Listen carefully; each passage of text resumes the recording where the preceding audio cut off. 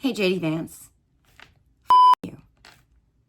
You had the audacity, as a father of little kids no less, to say that we need to accept school shootings, that they're just part of life, and that you don't have to like it. You just have to live with it, right? Yeah.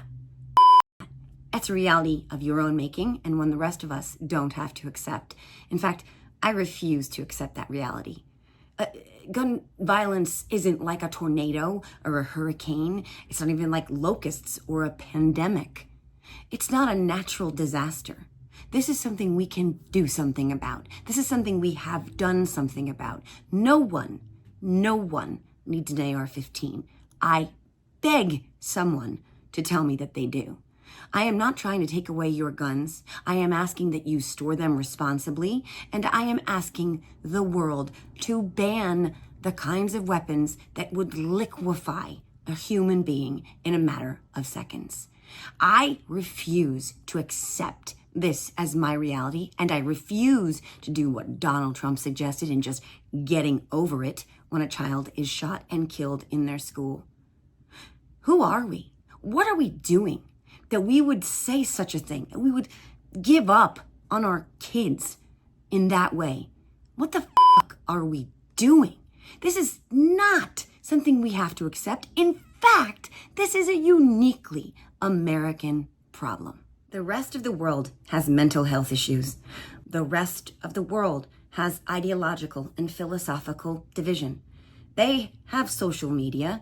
They have pot, porn, cell phones, and video games. But what they don't have is more guns than people.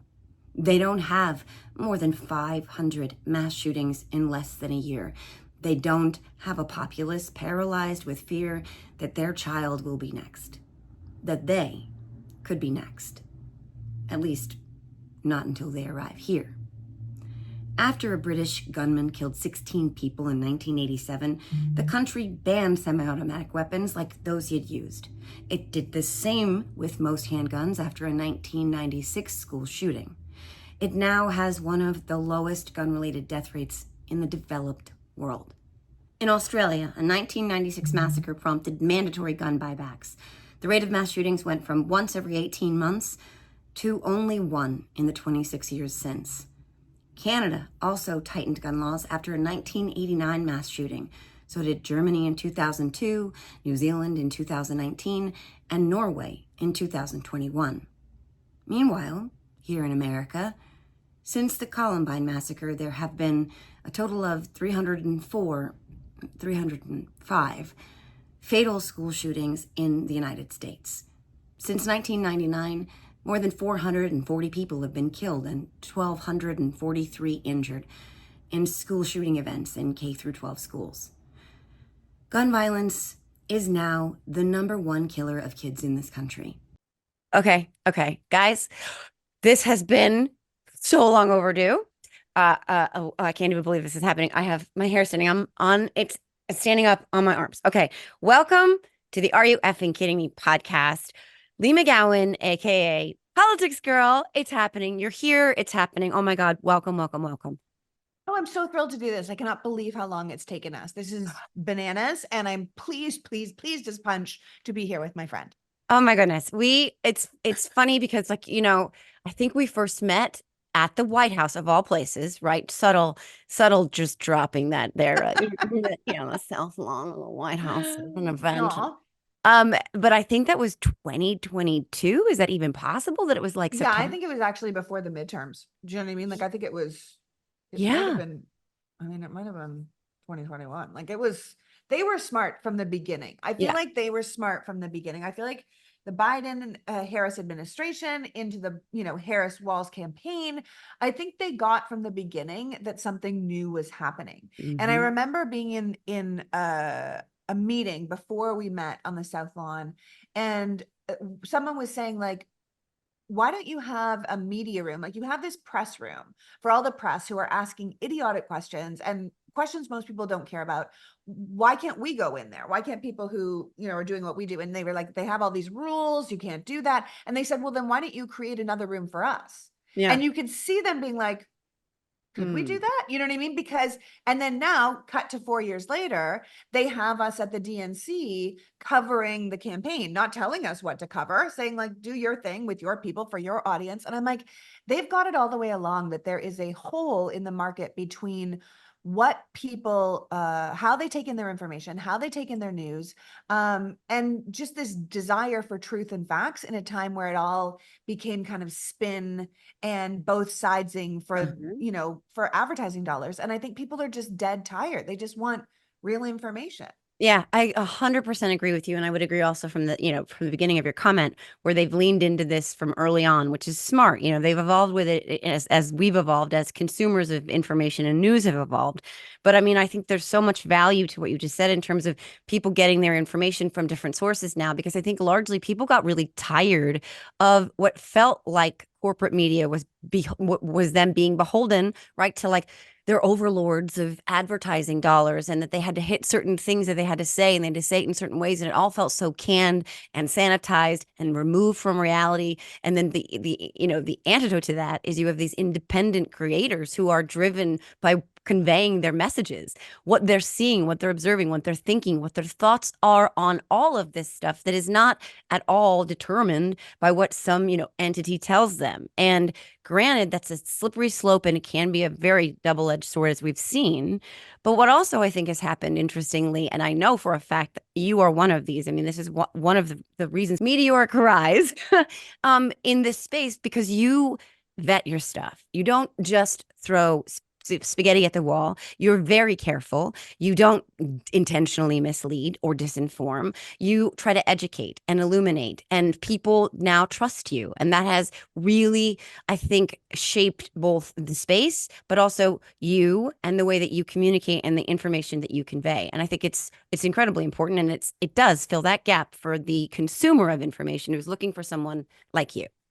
Yeah, I appreciate you saying that, Joe, because honestly, when I started this project, the mission was to educate and inspire, because I thought the country could be better than it was. I thought that even as an immigrant coming in, I had this illusion of what the country was like. And then living here for, a decade plus, I was like, oof, like we're not quite meeting these marks. Hmm. And I have such faith in this country, and I love this country so much. And I was like, boy, people just don't understand. They don't understand how the government works. They don't understand who to blame. They don't understand why certain things can't get done. Like, we just don't know. And it's not really anyone's fault. And I didn't want people to feel bad about that. I Yeah. mean, we're not taught proper civics in school anymore. So we don't really know how it all works.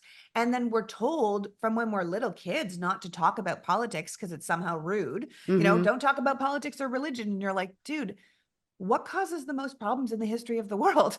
Right. Politics and religion. And yet, if we don't learn how to speak about it, how the heck can we ever fix it? Right. Hmm. So I was like, I'm going to come into this and just, if I was confused about something, I would go look it up, research it, because I thought, okay, I love this stuff and I'm a giant nerd for it. If I Hmm. don't understand what we're talking about in, say, the Trump documents case, because there's three different types of documents and it's not the same type of documents as what they're Hmm. talking about with Clinton, how would anyone else know? Right. So Right. I would go and research and do the stuff and then bring people proper information. And the amount of people that would say to me, responding online, they were like, why don't the news just say this? Like, why don't they explain Hmm. this to us? And it's because it's a for-profit model now. Once we got into 24-hour news, where there's not enough news, then the newsmakers have to start making news. Hmm. And then, in the 80s, there was about 60 companies that Right. owned all of the media. Today, in 2024, there are 6 companies that own 90% of American media. And those 6 dudes, and they are dudes, they will do well they think they'll do well under a Trump presidency. And so it behooves them to not only help the horse race because it helps with advertising dollars, but to have this person come back into power. Although I think they're kidding themselves, because the first thing an authoritarian does is shut down the free The free press. He press. only Yeah, needs one RT. He does not need CNN, MSNBC, Fox, blah, blah, blah. He only needs one. And exactly. whichever one gives him the best deal, that's the one that won't be shut down. And I think they're Exactly. kidding themselves. Right. I mean, they're completely delusional, but it's sort of par for the course with everybody related to him, is that everyone is voting potentially against their own best interest. But that's a whole nother conversation. I mean, it's what I'm curious about listening to you though. Was there one moment, was it the 2016 election? Was there one moment where you were like, I gotta say something. I need to stand up and use my voice. Like I need to start making videos in my kitchen. Was there one moment that like kind of that was it and you had this epiphany, like I need to do something now?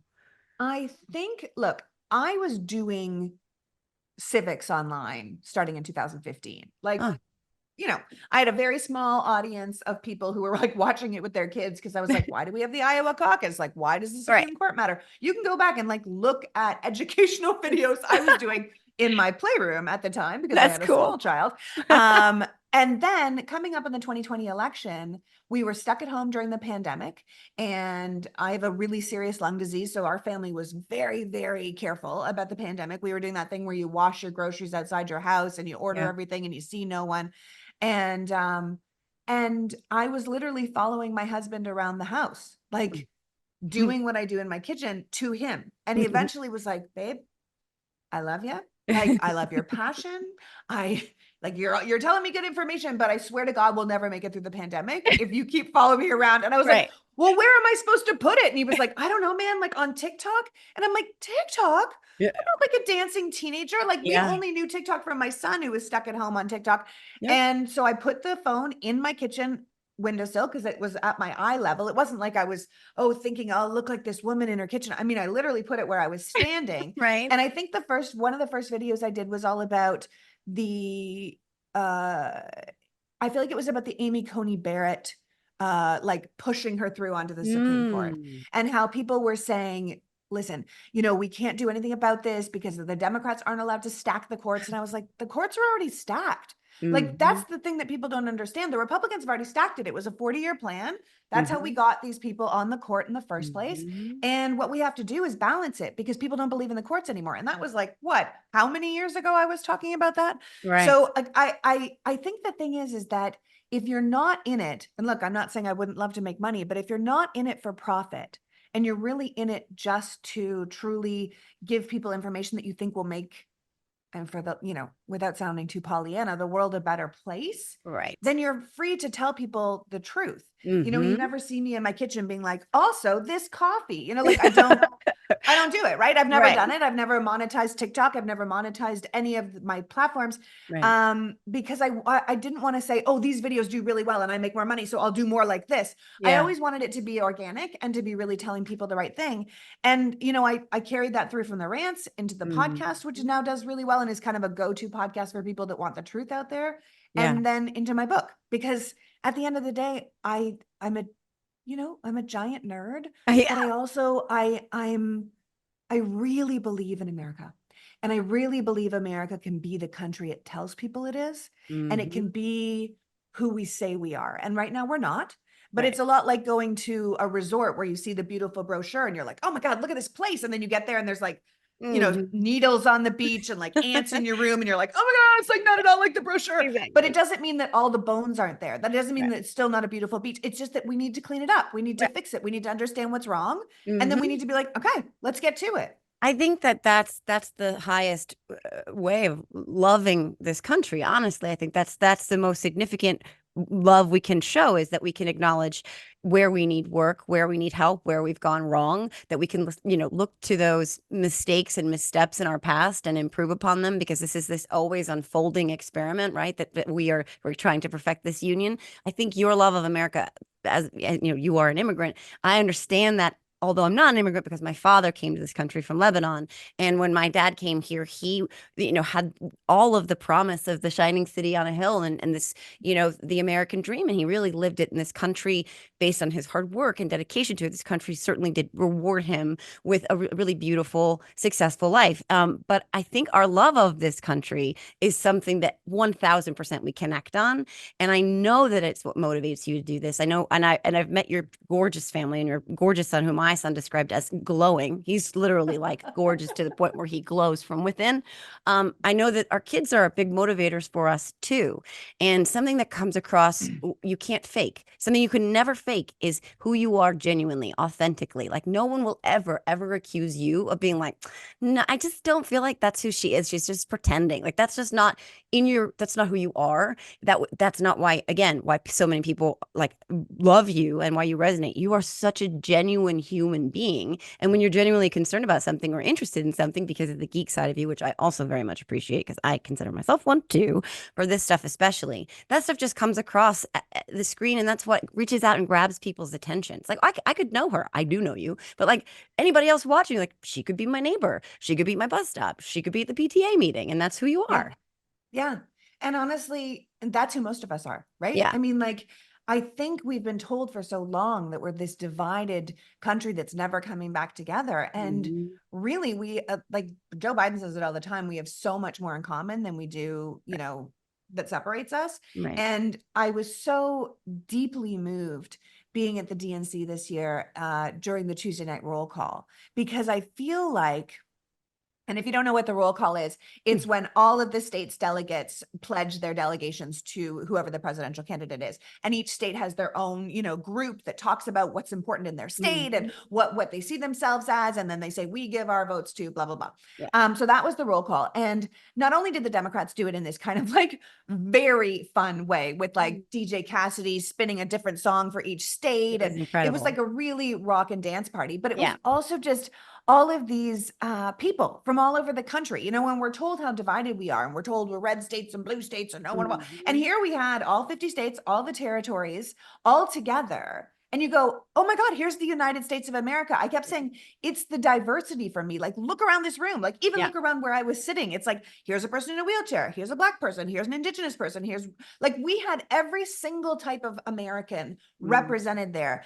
Immigrants, fifth generation Americans. Like, it was just so spectacular. And then each state stood up and, they gave all their little, they do the typical stuff. Where Martin Luther King was born, or JFK is from here, or whatever. And then it was like, we're home of the waffle. You know what I mean? Like, we made the first swimming pool, and you're like, oh, like it's something to be proud of. Yeah. And then there was this great familial thing where it was, New York says, hey, welcome to New York. We're the greatest state in the country. And everyone's like, boo. And then you see Governor Kathy Hochul being like, yeah, we're in New York. What are you going to do? And then we had states being like, we have the best football team. And everyone's like, boo.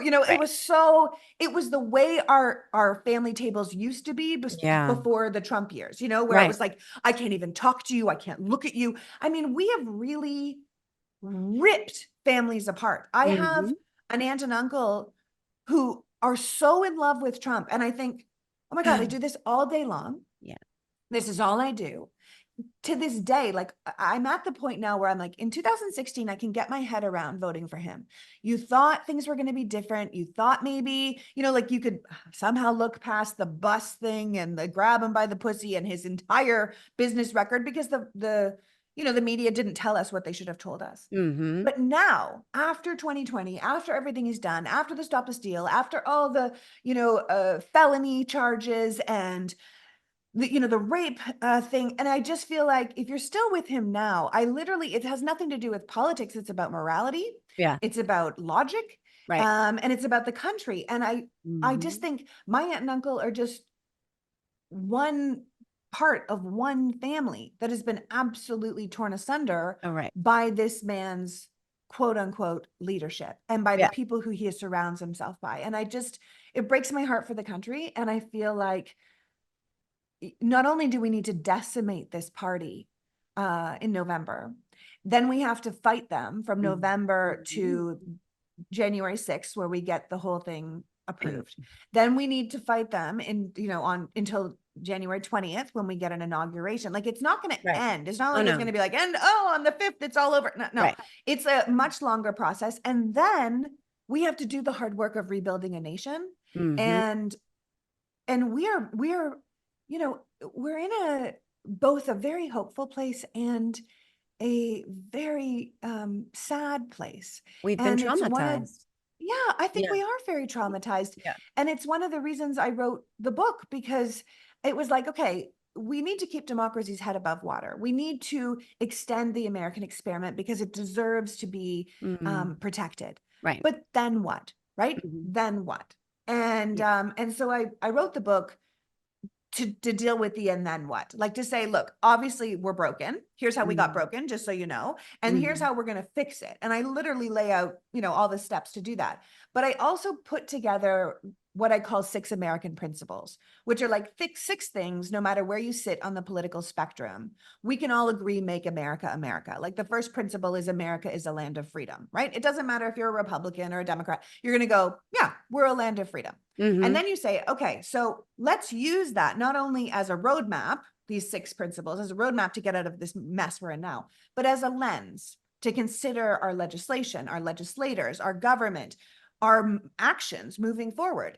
You know, does taking women's rights away from them fall into principle 1? It certainly doesn't, right? You're taking our freedom away from us. It becomes a very easy way to use these 6 principles as a way to look and say, should this person be an American politician? Should this be a piece of American legislation? Or does it not fit into what we really deem as American values? Right. And I think it's a simple way to look at it and to go like, oh, well, I understand that. And like, I would love future politicians to be like, I'm running on the 6 and have people be like, I know what that is. You know what I mean? Because it's simple and they don't need to like, you know, get deep down into the filibuster, which I do explain in the book as well, because you should know. Well, but I explain it the way I talk, right? Right, which like, is I'm important. Like, listen, yeah. Right. I mean, the book is called, you want to hold up the book? The book is called Return to Common Sense, How to Fix America Before We Really Blow It. And you know, the 6 principles you talked about, beautiful, congratulations. But Thanks like very much. it's a user-friendly guide to navigating what is people what people have learned is that you cannot take democracy for granted for very, very very long time. So many of us, even those of us who really geek out on this stuff, really just sort of thought like gravity, like democracy is just going to always be there. You know, it's not, there's no threat to democracy. What are you talking about? Joe, Like, I always right. talk about this idea that Americans and democracy are like a couple in a long-term marriage, right? Yeah. Like if you've been in a long-term marriage, you're like, he'll always be there, like whatever. You don't need to spend that much time working on the relationship. You don't need to do the thing. And when you let things slide, when you stop working on a relationship, that is often when they fall apart or Right. someone gets a wandering eye. And I feel like America got a wandering eye for autocracy. And we have to be like, yo, whoa, hold on. Let's put some She's more got work into this gonorrhea. democracy part. That one's got an STD, honey. But I feel like, you know, like we stopped putting in the work. We were Yeah. so happy living in a democracy that we forgot we have to work on a democracy. Right. And people often forget, like, we are the biggest, longest, you know, democracy in the world. There's like 300 plus million people here from all different parts of the world. And we're trying to make this multicultural, pluralistic democracy in a way that's never been done. Like a country like Denmark, they're working great, but a lot of those people are very much more homogeneous than we are. And so it's tough what we're trying to do. What we're trying to do is very hard. And so it's going to take work. Yeah. And that's okay. That like literally that's okay. I don't want people to be feel like overwhelmed by that because we really can fix things. We and really it's can. not, yeah, and it's not like the work is not one size fits all. It doesn't always have to look like knocking doors or writing postcards or writing a book or having a podcast. It's not always that. It could just be having a conversation with your Uber driver. It could just be having a conversation with one of your kids' moms who says something that you're like, well, actually, hold on a sec. Did you know? Blah, blah, blah. You know, the work can look different for everybody, and it really just fits into what your comfort zone is. But you know, in your case, it definitely looks like a podcast and TikToks, and it looks like a book. But in the book, one of these components that is so important to, you know, this democracy not only surviving but thriving and evolving in a way that we continue to progress, you talk about we the people. And again, that is such a core principle of why this democracy hopefully sustains and has sustained up until now. But we the people need to step up a little bit, right? Which also speaks to, you know, our power and reclaiming that, and then and also having fun with it, which is also, I mean, God forbid you have fun with democracy, but it can be because you get to shape your own reality. You get to shape the collective reality. And I think that that actually can be a lot of hopeful joy and fun.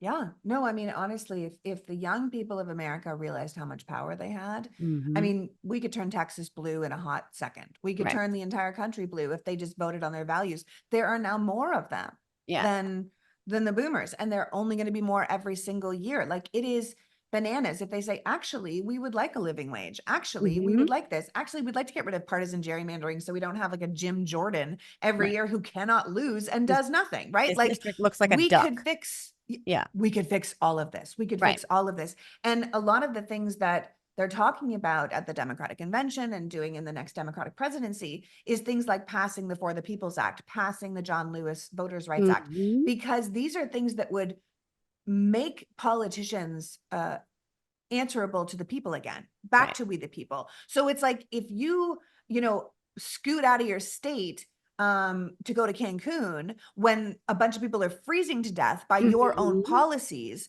and it doesn't even occur to you that you could lose the next election, something's gone awry, right? So what do we do about that? And there are actual steps where we can say, okay, let's pass these bills so we can't have partisan gerrymandering. We take dark money out of politics. We have better, like, I would love, here's the nerd in me, I would love to add a standard American civics class back into all American high schools. And if you pass American civics, when you graduate high school, you get a voter registration card. And so we stop talking about what ID counts and what ID doesn't count, and your NRA card does, but your, student ID doesn't.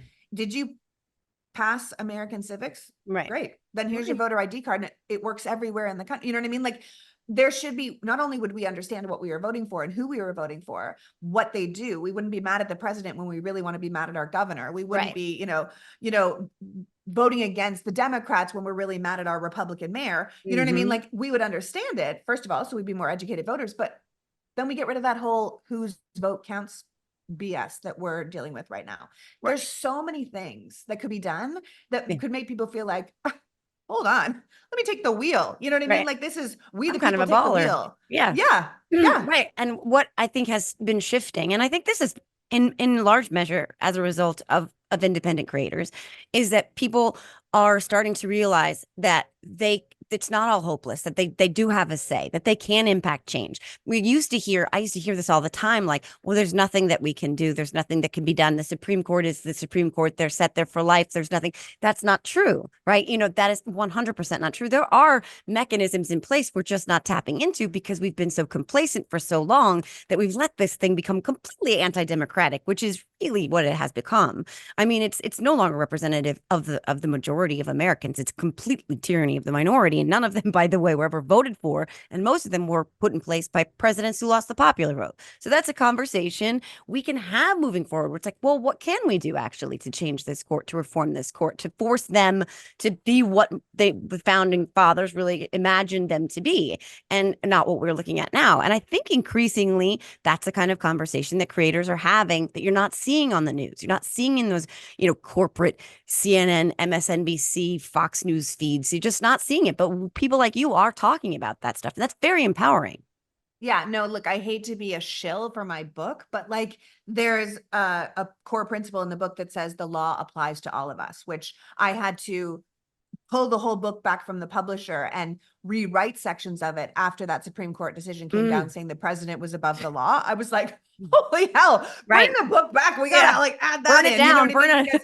That's ridiculous because everyone knows the law should apply to all of us. Like, that's what the rule of law is. There shouldn't be one person that sits above the law. But in that chapter, I say, so what can we do about the Supreme Court? And I go through every possible options. Can we do term limits? Can we have ethics reforms? Can we expand the court? And like, I go through it because people, every thought someone has in their head, I have it as a question. And then I'm like, okay, yes. Okay, no. The Constitution said this. We can actually do that. And because there's lots of stuff we actually can do. I mean, like, multiple things at the same time that we could do. And we could do it literally if we had a trifecta in 2025.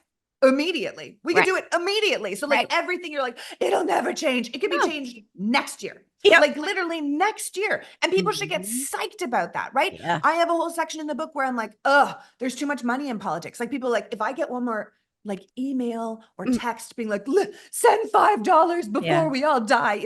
People are so over it. And I say, here's the thing. This is why they have to make these calls, because of Citizens United and because of all this money and this dark money that's in politics and these huge, big corporate giants buying our elections and buying our politicians. So how do you fix that? Here's how you fix that. And people can go, holy hell, I can fix getting these stupid emails. I can fix money in politics. I could get representatives who actually answered to the people who elected them. Right. We haven't had that in years. No, and I mean, is probably not in my life. Possibility. Right.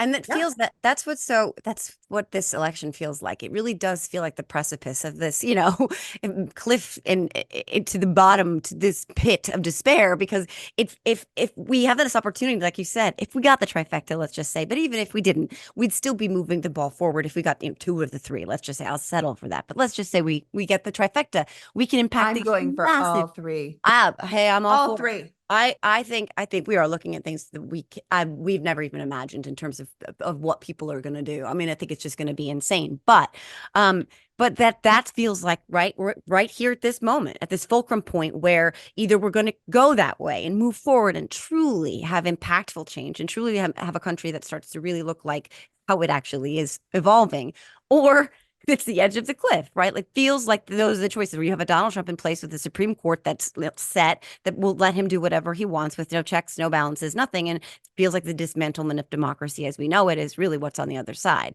That's what feels like it's at stake in this moment. And that sounds Yeah. hyperbolic, but it's really not.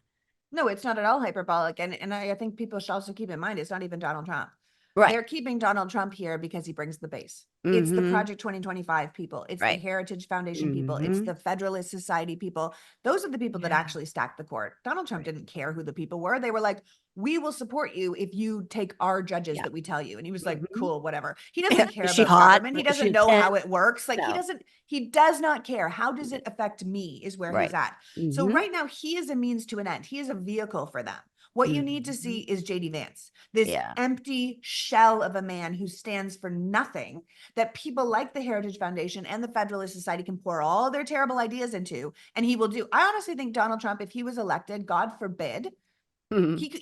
he'd be Russian style out a window in about 2 months. Do you know what I mean? Like Yeah. they don't need him anymore. They don't need Right. him because the whole idea is we're not going to have proper elections again. We're going to have Mm-hmm. elections, but it'll be like Russia where we know who's going to win. And we know Exactly. like it is, it is exactly your cliff's edge analogy. And Mm-hmm. I've often said that. And like, we're all in the car at this point and we Mm-hmm. either lean one way or we lean the other way. Like, there's no third option. This whole third party thing. I'm like, there's no third option. We No, go no. this way into a full autocracy where we live like Hungary or Russia, or Mm-hmm. one of these countries, or we lean backwards. So we get our car off the cliff's edge.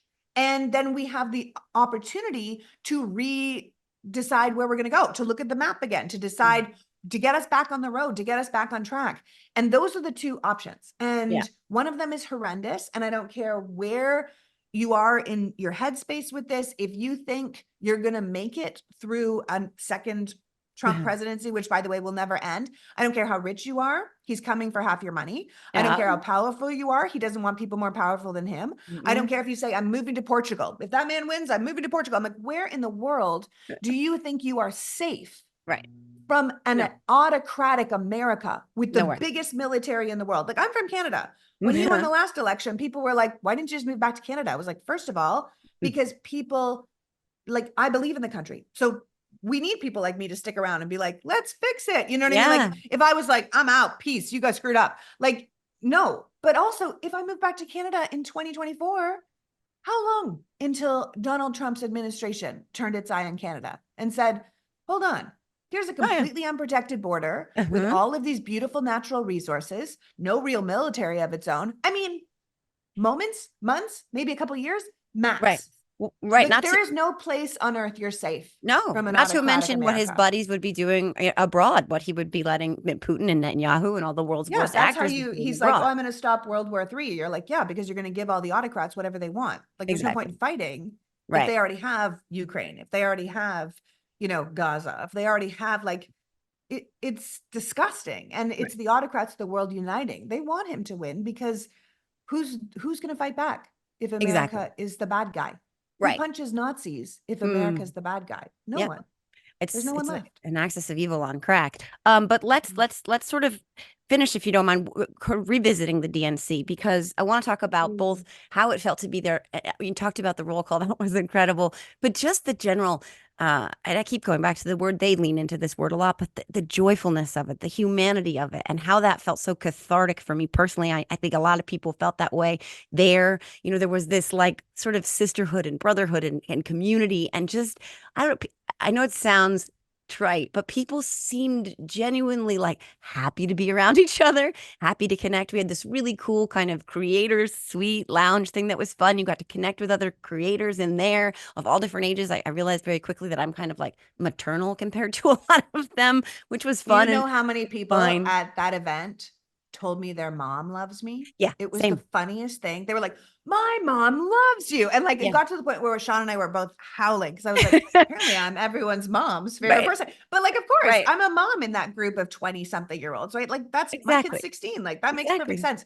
Yeah. But Same. I will agree with you. It was, and it wasn't something that people put on. It was genuinely joyful. And I Yeah. think people have forgotten that we're allowed to feel joy. I think we've been so depressed for 9 years. I think we are constantly traumatized by the next news on our phone, what's coming up next. I think we are truly a traumatized nation. Mm-hmm. And I think the DNC was 4 days of not only hope and joy, but we can fix this, real plans, Yeah. competent people, full sentences, but Adults. also like, I mean, literally adults in the room, like, Right. which we all kind of want. Cause honestly, at the end of the Mhm. day, if something terrible happens, who do you want at the freaking wheel? Do you know what I Right. mean? Like, I don't want to be like, Mhm. oh God, I have to fix this problem with Iran. Like, no, Yeah.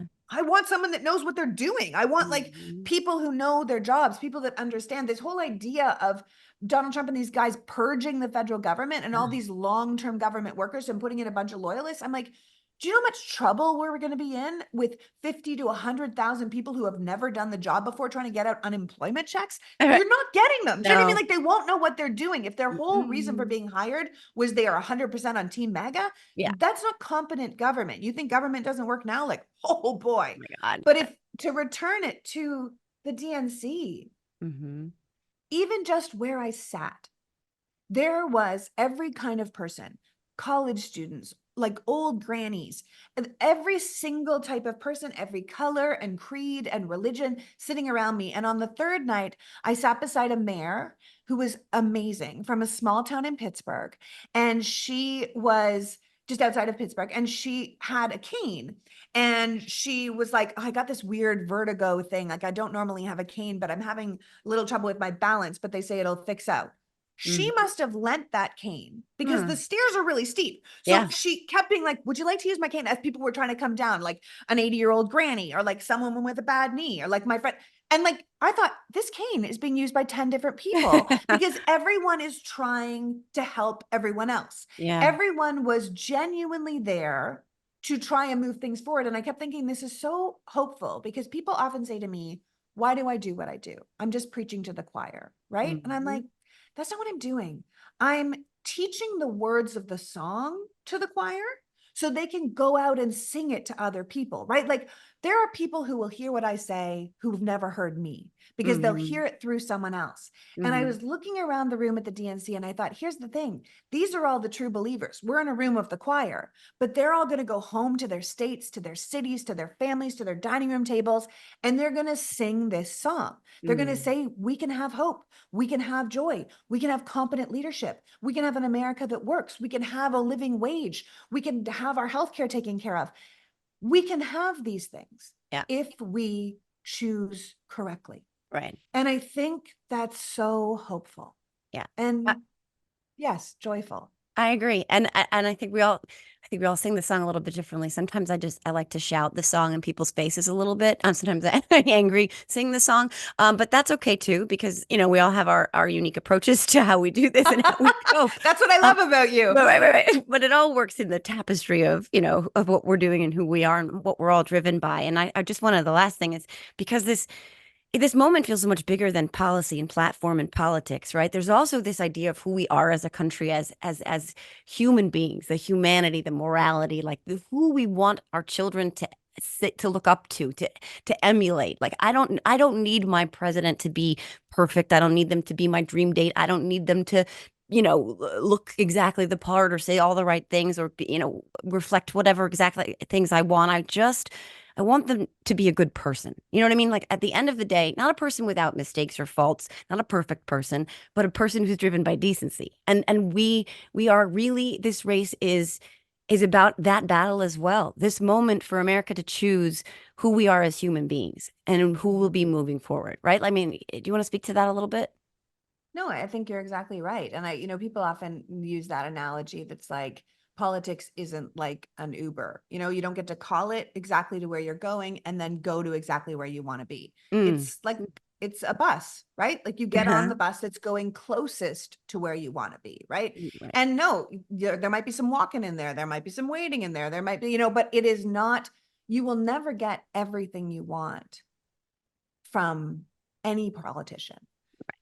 At the end of the day, politics is flawed because humans are flawed, right? It's Mhm. run by humanity. The question is, does your politician have humanity? Are they a moral person? Do they think of other people?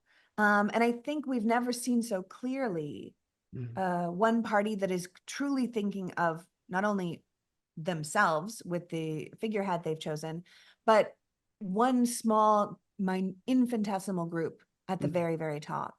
And I think it's ironic because we built our country in opposition to monarchy, and it's almost like they're trying to create a new aristocracy. And I think Mhm. that's like the polar opposite to what this country was created for. And I think enough people have to stand up and say, this isn't at all what we want. And even if you're a Republican at this point, like they've said it a bunch of times at the DNC, they were like, voting Democrat in this election does not make you a Democrat. It makes you a patriot, Right. right? It means we want to continue the American experiment.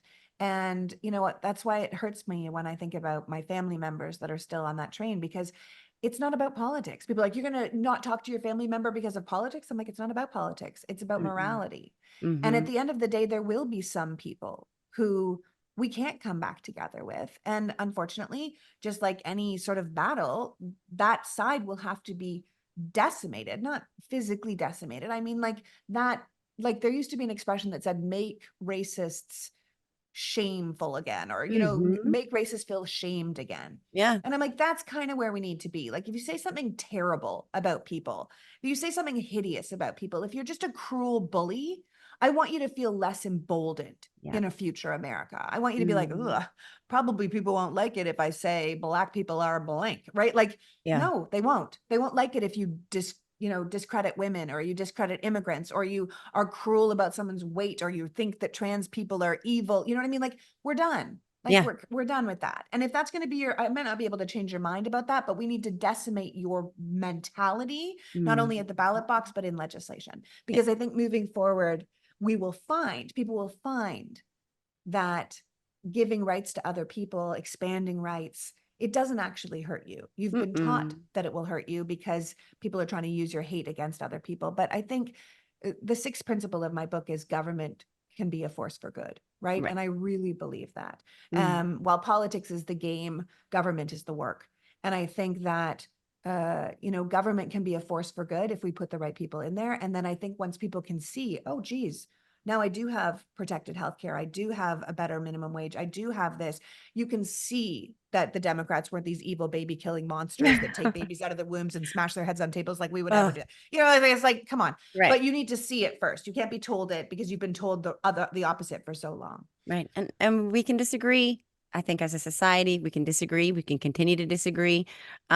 Hopefully we will have, like I said, that mentality will be they'll be decimated. They'll be pushed back into the shadows, Yeah. back into the closets, and they'll be less emboldened. And we will all move forward together as a society. I really do believe that that's what we are on. That's what's on the horizon. I'm hopeful. I really am. A knock on wood, but I'm hopeful, and I'm very excited to read your book.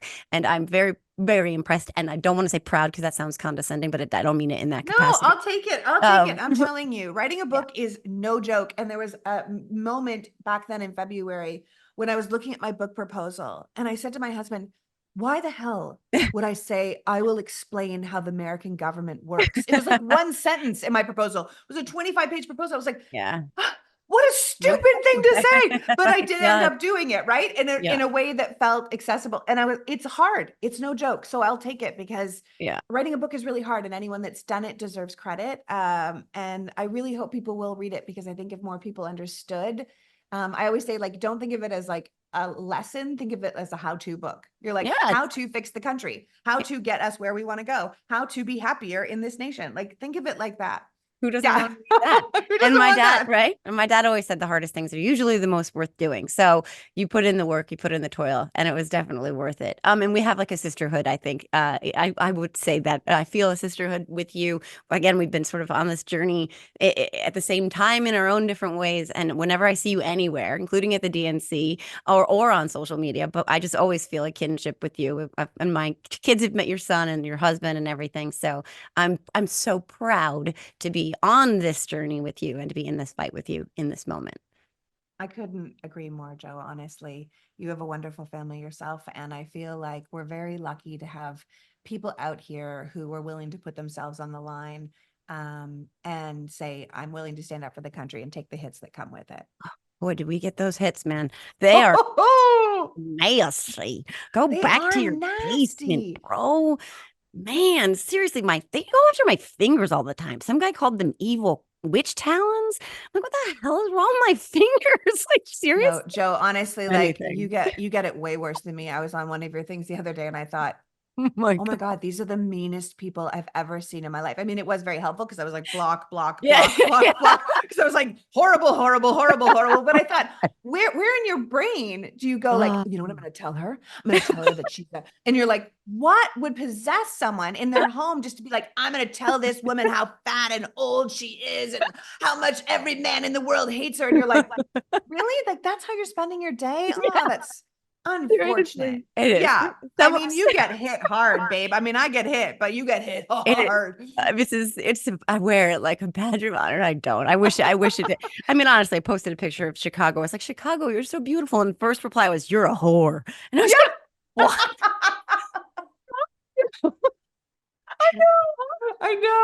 I know. And I made the mistake of doing rants from my kitchen. So the amount of people that are like, shut up and make me a sandwich. I'm like, Make me a all sandwich. right. Okay, I'll make you a fucking Okay. sandwich. I mean, I Make my kid peanut butter and jelly. You want Yeah. one? I don't fucking care. Get an Okay, allergy. here you go, Okay. pal.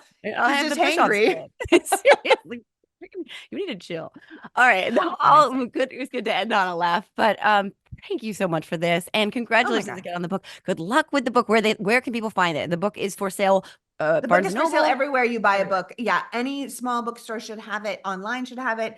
And you can, of course, get it on Amazon and Barnes and Noble and all of those. And then you can buy it in the store on September 17th. But pre-orders really help. This stuff really matters in the book world. Yeah. To tell people if your book is interested or people are interested or not. So pre-orders are really helpful. So Okay, get those if people pre-orders, want to do that. guys. A Return to Common Sense, How to Fix America Before We Really Blow It. We're not going to blow it. No. We got people like Leigh out there writing books. There's no way we're going to freaking blow it.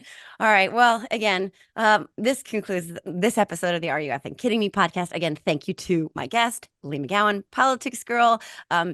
She's fighting the good fight, and I cannot wait to get this thing to the finish line, and we can celebrate on the other side. So Yeah. thanks. January 21st. Woo, it's gonna be the party of That's the where I'm at. century. It's gonna make like the party in whatever it was, the Matrix, where they're all like, it's like an orgy party and they're all naked and they're like ready to fight the thing. And it's gonna make that party look like tame. We're gonna it's gonna be Girls Gone Wild national style. Forget it. I'm gonna just streak through the streets naked with abandon. The trolls will love that. They'd be like, look, she's naked. No one wants to see that whore. They're not gonna be looking at my fingers anymore. That's for sure. There you go. Okay. On that note, again, thank you, Leigh. Thank you, everybody, for tuning in and watching. And we will be here next week, so we will see you then. And thanks again, Leigh. Have a great week, everybody. Thanks for having me, Joe. Thank you. Bye. Bye.